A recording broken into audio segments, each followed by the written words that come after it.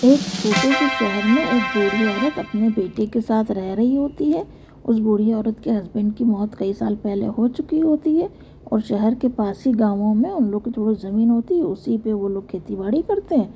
उसी से उन लोग गुजारा चल रहा होता है। एक दिन वो औरत अपने बेटे से कहती है कि मैं कहीं काम से जा रही हूँ और तुम ये खाना बना दिया मैंने, वो खा लेना। बेटा कहता ठीक है। उसके बाद वो चली जाती है। जब वो लौट के आती है तो देखती है बेटे ने खाना नहीं खाया। तो उसको बड़ा बुरा लगता, गुस्सा आता है। फिर वो उसी खेत में चली जाती है अपने बेटे के पास, कहती कि तुमने खाना नहीं खाया, मैंने पका के रखा था, तुम बिल्कुल अपना ख्याल नहीं रखते और ऐसे कैसे काम चलेगा। तो बेटा कहता है अरे माँ चलो हम तुम घर चल के खाना खाते हैं साथ में। और वो लोग चल देते हैं। वो फिर उस रोड के ऊपर जब वो लोग घर जा रहे होते हैं तो रोड पे एक कार बिल्कुल बहुत तेज़ जा रही होती है, उसका ब्रेक फेल हो जाता है और वो दोनों माँ बेटों के ऊपर चढ़ जाती है कार और माँ बेटे उसी वक्त ऑन द स्पॉट वहीं ख़त्म हो जाते हैं। और फिर गांव वाले सब मिलके उन लोगों का अंतिम संस्कार कर देते हैं। और फिर उसके बाद कई साल इस बात को बीत जाते हैं, धीरे धीरे सब लोग भूल जाते हैं। फिर कुछ साल बाद दो लड़कियां उसी घर में रहने आती हैं जहाँ पे वो बूढ़ी औरत अपने बेटे के साथ रह रही होती है। वो लोग भी किराए पे आती हैं लड़कियां। वो लोग सोचती हैं कि इतने कम किराए में हम लोगों को बहुत बड़ा घर मिल गया, तो दोनों खुश हो रही होती हैं, बातें भी कर रही होती हैं। फिर खुश होती हैं और एकदम से उन लोगों को कुछ आवाज़ें आती हैं, एक आदमी की और एक औरत की। दोनों यहाँ वहाँ देखती हैं कि किसकी आवाज़ें हैं ये। उसके बाद वो लोग अब देखती हैं कि सोफे पे एक आदमी और एक औरत बैठी हुई है।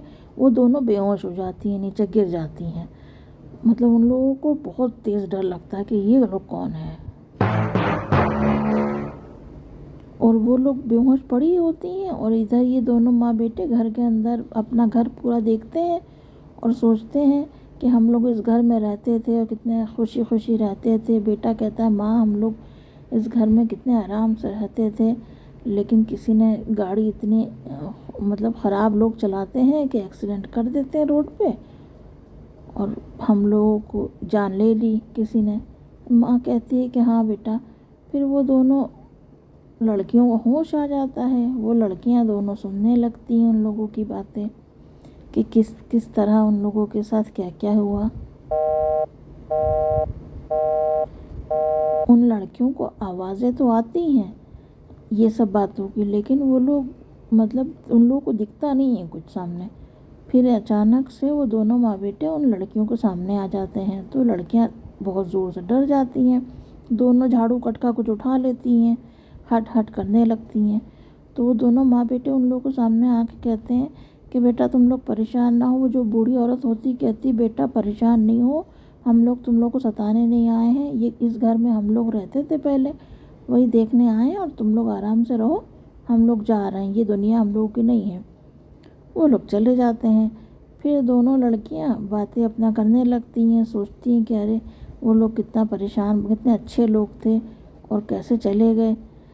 उसके बाद ये दोनों जो माँ बेटे होते हैं उस घर को निहारते हैं बाहर से कि इस घर में रहते थे हम। बेटा कहता है माँ मेरा घर है ये, मैं कितने उससे आता था, तुम खाना बनाती थी। माँ भी कहती है बूढ़ी औरत कि हाँ बेटा क्या किया जाए, लोगों की लापरवाही से गाड़ी चलाने की वजह से हम लोगों की जान चली गई। उसके बाद वो लोग चले जाते हैं दुनिया से।